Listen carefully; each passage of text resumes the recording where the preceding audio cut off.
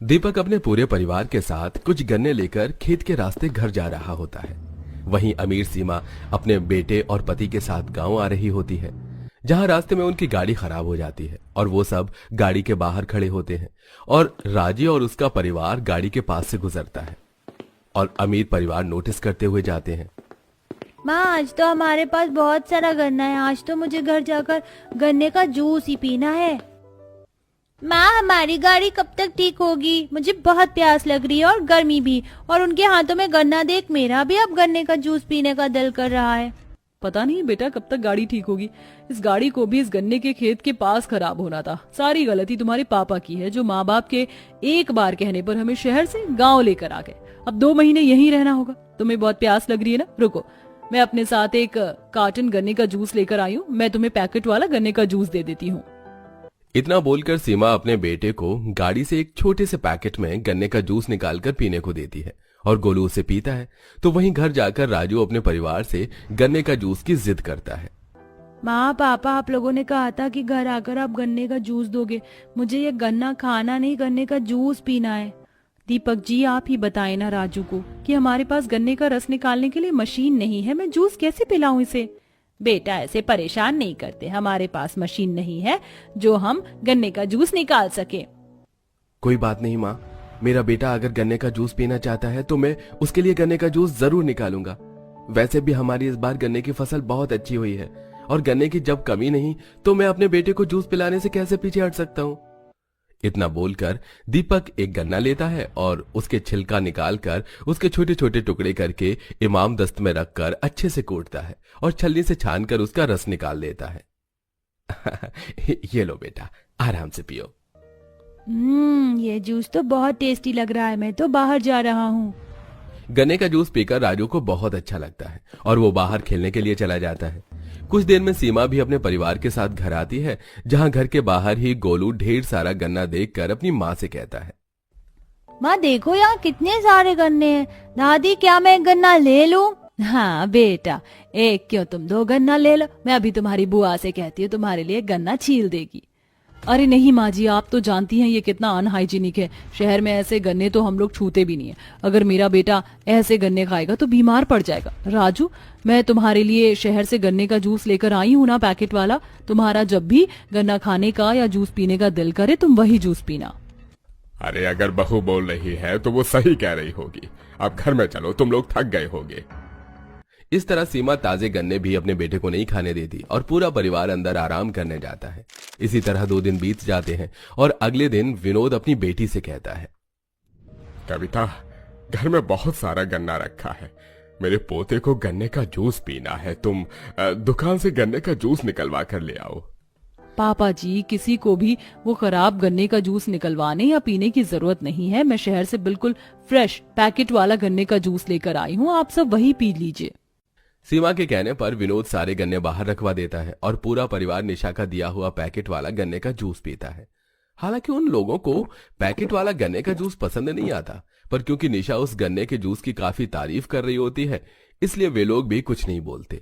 और एक दिन गोलू घर के बाहर खेलने के लिए जाता है और राजू एक बार फिर अपने घर वालों से गन्ने का जूस बनवा रहा होता है। तुम नहीं मानने वाले, बहुत शैतान हो गए हो। ये लो, निकाल दिया मैंने तुम्हारे लिए गन्ने का जूस। काजल, आज तुम भी थोड़ा जूस पी लो, मैंने तुम्हारे लिए भी निकाला है। माँ, मैं ये जूस बाहर जाकर पीऊंगा। जब राजू बाहर खेलने के लिए जाता है तो उसे गोलू मिलता है और दोनों ही बच्चों के बीच दोस्ती हो जाती है, जहां गोलू राजू से कहता है, तुम भी गन्ने का जूस पी रहे हो? मेरी माँ शहर से बहुत सारा पैकेट वाला गन्ने का जूस लाई है, पर क्या तुम मुझे थोड़ा सा अपना भी जूस पिलाओगे? हाँ, क्यों नहीं। अब जैसे ही गोलू राजू का दिया हुआ गन्ने का जूस पीने जाता है, तभी वहां सीमा आ जाती है और उसके हाथ से गन्ने का जूस का गिलास फेंक कर उससे कहती है, बीमार पड़ना है क्या? कितनी गंदी तरीके से इस गन्ने के जूस को बनाया है पता भी है? मैंने तुम्हें कितनी बार बोला है कि पैकेट वाला गन्ने का जूस पिया करो। खत्म हो गया तो मैंने ऑर्डर भी तो करवाया है ना, आता ही होगा वो 1 घंटे में। अब चलो वही पीना। बहन, दोनों बच्चे ही तो हैं और ये जूस मैंने खुद घर में निकाला है। ये बहुत फायदेमंद है। तुम चुप करो। तुम जैसे गरीबों के अंदर खुद तो सफाई है नहीं और बड़ी आई सफाई से गन्ने का जूस निकालने वाली। सीमा जबरदस्ती अपने बेटे को पकड़कर घर में ले जाती है जहां रात को पूरा परिवार खाना खाने के लिए बैठता है और खाने के बाद सीमा हर किसी को पैकेट वाला गन्ने का जूस देती है। सुबह के लिए माफ करना, जूस खत्म हो गया था, पर मैंने एक कार्टन फिर से मंगवा लिया है। कोई बात नहीं बहू। वैसे भाभी ये जूस बहुत महंगा है, आप चली जाओगी तो हम वैसे भी नहीं पी पाएंगे। मैं सोच रही हूँ कि मैं गन्ने का जूस पीना छोड़ दूं, आदत लग जाएगी तो हमें ही दिक्कत होगी। अरे कोई बात नहीं करिश्मा, शहर से मैं भिजवा दिया करूंगा। इस तरह अमीर परिवार सुबह शाम पैकेट वाला गन्ने का जूस पीता है, तो वहीं सिर्फ अपने बेटे के लिए निशा अपने हाथों से गन्ने का जूस निकालती है। ऐसे ही एक दिन घर के बाहर गन्ने का जूस बेचने वाला आता है और गोलू अपनी दादी से गन्ने का जूस पीने की जिद करता है। दादी मुझे पैकेट वाला गन्ने का जूस अच्छा नहीं लगता, मुझे भी ये वाला जूस पीना है, पिला दो ना। अरे बेटा ये जूस अच्छा नहीं है, पैकेट वाला जूस अच्छा होता है।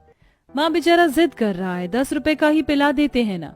और मैं भी तो बचपन में यही जूस पीती आ रही हूँ, आज तक बीमार नहीं पड़ी। भाभी को कुछ पता नहीं चलेगा। चलो गोलू। करिश्मा गोलू को अपने साथ बाहर गन्ने का जूस पिलाने के लिए ले जाती है, तो वहीं राजू भी अपनी दादी और पिता के साथ गन्ने का जूस पीने के लिए आता है, जहां दीपक जूस वाले से कुछ बातें करता है।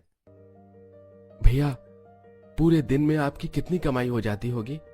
दरअसल मेरे पास बहुत सारा गन्ना है, पर गांव में हर किसी का गन्ने का खेत है, इसलिए मुनाफा नहीं हो पा रहा। भाई साहब, मेरा भी गन्ना बेचकर कोई मुनाफा नहीं हो रहा था, इसलिए मैंने मशीन खरीद ली। मैं तो कहता हूँ कि तुम भी गन्ने का जूस बेच लो, दिन का 500 रुपए तो कमा ही लोगे। अभी कंपटीशन बहुत कम है। जूस वाले से बात करके दीपक को बहुत अच्छा आइडिया मिलता है, तो वहीं सीमा ये सब देख लेती है और अतुल के साथ आती है। बेटा तुम इतने जिद्दी क्यों हो? ना हो ये सब कुछ इस लड़के के साथ रहने की वजह से हुआ है। सही बोलती है तुम्हारी माँ, हमें यहाँ से चले ही जाना चाहिए।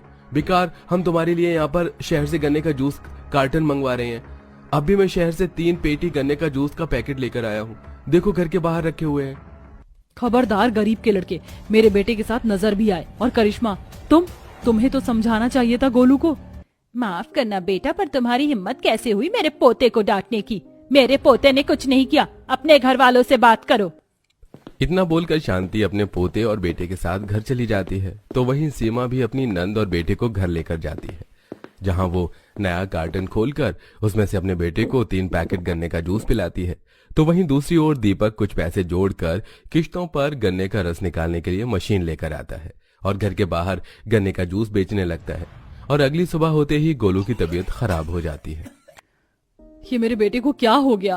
हो ना हो उन बदतमीज गरीब गंदे लोगों के हाथों का गंदा जूस पीकर ही इसकी तबीयत खराब हुई है। इतना बोलकर सीमा अपने बेटे को अस्पताल ले जाती है, जहां पूरा परिवार काफी परेशान होता है और उन्हें पता चलता है कि गोलू को फूड पॉइजनिंग है। जिसके बाद अस्पताल में एडमिट गोलू को सीमा पैकेट वाला गन्ने का जूस पिलाते हुए कहती है, देख रहे हो अतुल, मैं ना कहती थी यहाँ पर साफ सफाई का बिल्कुल ख्याल नहीं रखा जाता। इसने सिर्फ 10 रुपए का वो गंदा जूस पिया और उसकी तबीयत खराब हो गई। ये आप क्या कर रही हैं? बिना मेरी परमिशन के बच्चे को आप कुछ भी कैसे पिला सकती हैं? और ये पैकेट वाला गन्ने का जूस, एक बार इस पर एक्सपायरी डेट तो देख लेती। और आप जिस कंपनी का बच्चों को जूस पिला रही हैं, जानती भी हैं इस पर केस चल रहा है, कितनी मिलावट होती है इसमें। अच्छा है कि आप इसे फ्रेश जूस पिलाइए। इतने पैसे वाले हैं पर बच्चों को 10 रुपए का फ्रेश जूस नहीं पिला सकते। ये पैकेट वाले गन्ने के जूस पीने की वजह से इसकी तबीयत खराब हुई है। डॉक्टर की बात सुनकर सीमा को अपनी गलती का एहसास होता है। वो आगे कुछ बोल पाती कि तभी आशा भी बेहोश हो जाती है और सीमा को पता चलता है कि ज्यादा पैकेट वाला जूस पीने की वजह से उसकी सांस का शुगर लेवल बढ़ गया है, जिसके बाद उसे बहुत पछतावा होता है। और 1 हफ्ते बाद जब आशा और गोलू ठीक होते हैं तो सीमा खुद अपने बेटे और नंद के साथ दीपक की दुकान पर जाती है। भैया उस दिन के लिए मुझे माफ कर दो। मुझे समझ आ गया है कि इसमें आप लोगों की कोई गलती नहीं। मेरे बच्चे की तबीयत खराब मेरी वजह से हुई है, इसीलिए आज मैं अपने पूरे परिवार के साथ आपके हाथों का गन्ने का जूस पीने आई हूँ। हाँ भाई साहब, और हमने वो घटिया पैकेट वाला जूस भी फेंक दिया है। सुनिए जी, पुरानी बातें भूल जाइए, ये हमारे ग्राहक हैं। वैसे भी देर आए दुरुस्त आए। अब सीमा अपने बेटे को ताजा गन्ने का जूस पिलाती है और सब परिवार को पिलाती है और अब पैकेट वाले जूस को न पीने की कसम खाती है। माँ, एनुअल फंक्शन के लिए ये सूट बहुत सिंपल लग रहा है और मैं इसमें अच्छी भी नहीं लग रही। किसने बोला तू अच्छी नहीं लग रही? मेरी बेटी तो बिल्कुल इसमें राजकुमारी लग रही है। हाँ दीदी, अब तक का ये तुम्हारा सबसे अच्छा सूट है और इसमें तुम बहुत अच्छी लगती हो।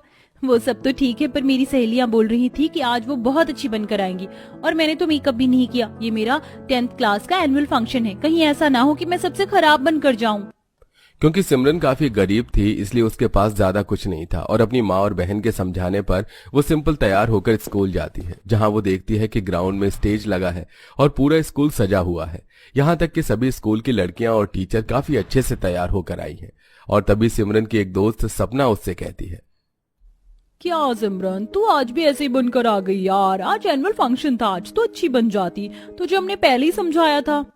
अरे सपना, कैसी बातें कर रही हो तुम? भूल गई क्या कि तुम्हारी दोस्त के पिताजी एक छोटे मोटे टेलर हैं?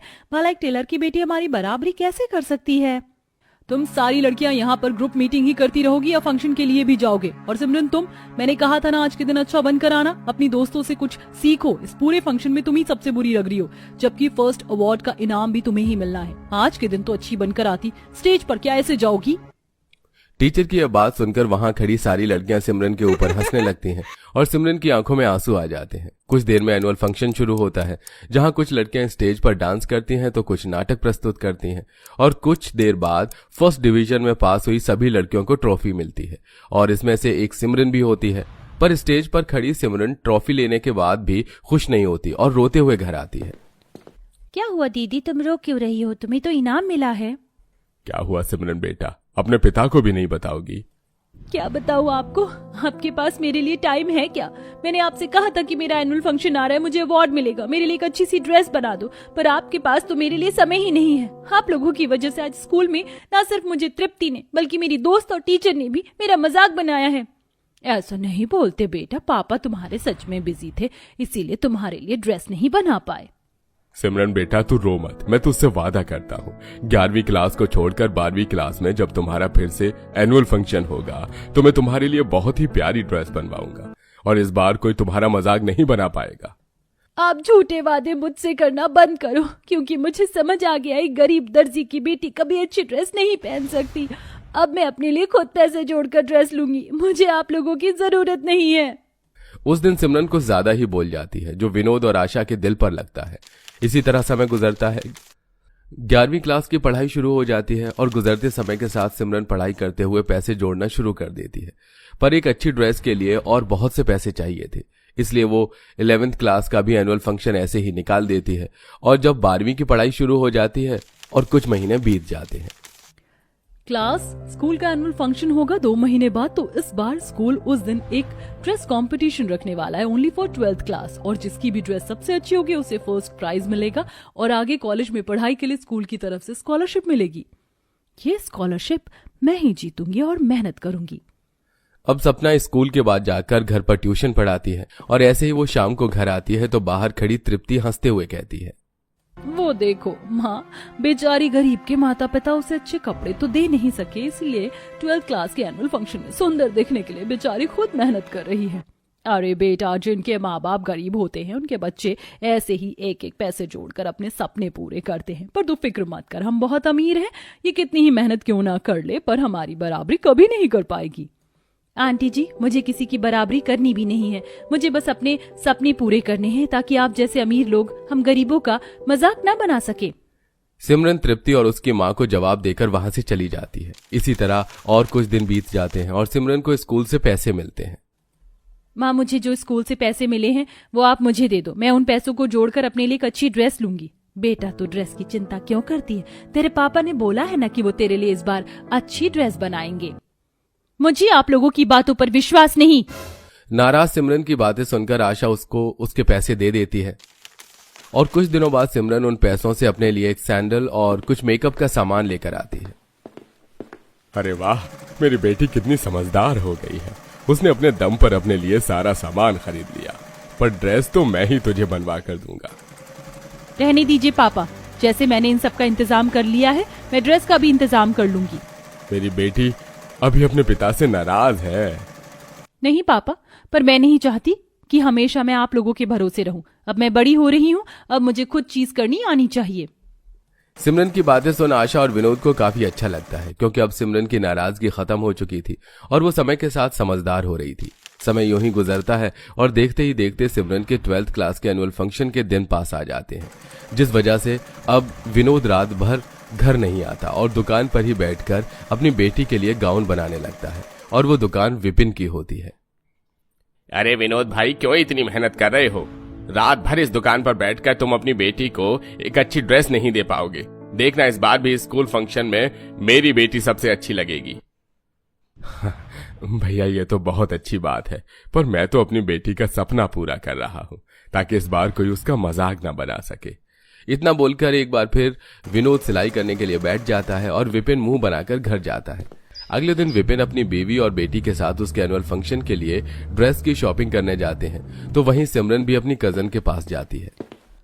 देख, मेरा ये क्रॉप टॉप और लॉन्ग स्कर्ट बहुत महंगा है। अगर तूने 2 दिन से ज्यादा लेट किया तो तुझे 200 रुपए देने पड़ेंगे मुझे, और अगर खराब हुआ तो नया ड्रेस लूंगी तुझसे। तू फिक्र मत कर, मैं तेरी ड्रेस को अपनी ड्रेस से भी ज्यादा संभाल के रखूंगी। एनुअल फंक्शन के लिए सिमरन अपनी चचेरी बहन से ड्रेस लेकर घर आने लगती है और रास्ते में जानबूझकर विपिन अपनी गाड़ी उसके सामने रोकता है, जिस वजह से सिमरन के हाथ से ड्रेस नीचे गिर जाती है। हाँ, देखा तुमने इस डरपोक को? बेटा, मैंने तो वो भी देखा जो तुम नहीं देख पाई। गरीब अच्छे कपड़े पहन नहीं सकती, इसीलिए मांग कर ला रही है। पर देखो, हमने तो तुम्हारी ड्रेस डिजाइनर से बनवाई है। एक बेटी है जिसे अपने बाप पर विश्वास नहीं, और एक पिता है जो इसके लिए सारी रात बैठकर अपनी आंखें फोड़ रहा है। इतना बोलकर वो लोग वहां से चले जाते हैं, पर विपिन की आवाज सुनकर सिमरन को बहुत बुरा लगता है और वो नेहा को उसकी ड्रेस वापस कर देती है। मेरे पापा मेरे लिए बहुत मेहनत कर रहे हैं। अब वो चाहे अच्छे कपड़े बनाए या बुरे, मैं अपने एनुअल फंक्शन में वही पहन कर जाऊंगी। जिसको मेरा मजाक बनाना हो बना ले। देखते ही देखते एनुअल फंक्शन का दिन आ जाता है और विनोद अपनी बेटी को एक बहुत ही प्यारा गाउन देता है। तो कैसा लगा मेरी बेटी को ये ड्रेस? पापा, यह ड्रेस किसी प्रिंसेस ड्रेस से कम नहीं है। अच्छा, अब जल्दी से स्कूल चलो, लेट हो रहा है, फंक्शन शुरू हो जाएगा। मैं ये जल्दी से इसे पहन कर आती हूँ। उस दिन न सिर्फ अपनी ड्रेस देखकर सिमरन खुश होती है, बल्कि सिमरन की खुशी को देखकर उसके माता पिता भी काफी खुश होते हैं। कुछ देर बाद जब सिमरन अपने पेरेंट्स के साथ उस ड्रेस को पहनकर स्कूल में पहुंचती है तो वहां खड़े सभी लोग हैरान हो जाते हैं। वाह सिमरन, तू हम सबसे अलग दिख रही है और तेरी ड्रेस सच में बहुत प्यारी है। सपना, मुझे तुमसे उम्मीद नहीं थी कि तुम इस बार इतनी अच्छी बनकर आओगी। अब मुझे पूरी उम्मीद है तुमसे कि तुम स्कूल में ही हो रही एनुअल फंक्शन के ड्रेस कंपटीशन में भी फर्स्ट आने वाली हो। Thank you so much ma'am, और ये सब मेरे पापा की वजह से हुआ है। तृप्ति, क्या फायदा हुआ फैशन डिजाइनर से ड्रेस लेने का तेरा, जब बाजी एक गरीब दर्जी की बेटी मार जाएगी। तू चुप कर, एक गरीब दर्जी की बेटी कभी भी मेरी बराबरी नहीं कर सकती। भले ही तुम लोगों को इस गरीब का गाउन पसंद आ रहा है, पर देखना, इस कंपटीशन को मैं ही जीतूंगी। तृप्ति के ड्रेस के आगे सिमरन की ड्रेस काफी अच्छी थी, जिस वजह से उसे काफी सारी तारीफें मिलती हैं। कुछ देर बाद सभी स्टूडेंट्स और पेरेंट्स चेयर पर बैठ जाते हैं और स्टेज पर एनुअल फंक्शन के परफॉर्मेंस शुरू हो जाते हैं। कुछ बच्चे डांस करते हैं तो कुछ गाना गाते हैं और इसी बीच स्कॉलर बच्चों को उनके प्राइज मिलते हैं। उसके बाद अंत में ड्रेस कॉम्पिटिशन शुरू होता है, जहां सारी लड़कियां एक एक करके रैंप वॉक करती हैं और कुछ देर बाद प्रिंसिपल एक एक करके सभी का नाम लेती हैं और इस ड्रेस कॉम्पिटिशन में सिमरन फर्स्ट आती है। मैं इस ड्रेस का सारा श्रेय अपने पापा को देती हूँ, जिन्होंने रात भर जागकर मेरे लिए इतनी प्यारी ड्रेस बनाई, और आज इस एनुअल फंक्शन में मुझे ये ड्रेस पहनाकर और मुझे जिताकर मेरे पापा ने साबित कर दिया है कि गरीबों के बच्चे भी अच्छी ड्रेस पहन सकते हैं और कुछ कर सकते हैं। स्टेज पर खड़ी होकर सिमरन अपने पिता की काफी तारीफ करती है, जिसे देख विनोद और आशा की आंखों में आंसू आ जाते हैं। तो वहीं सुमित्रा विपिन उदास हो जाते हैं और तृप्ति जल भुनकर राख हो जाती है। जिसके बाद स्कूल के सभी बच्चों के पेरेंट्स अब सिमरन के पिता से ही ड्रेस बनवाते हैं और इस तरह न सिर्फ सिमरन का नाम होता है बल्कि विनोद का भी काम बढ़ जाता है।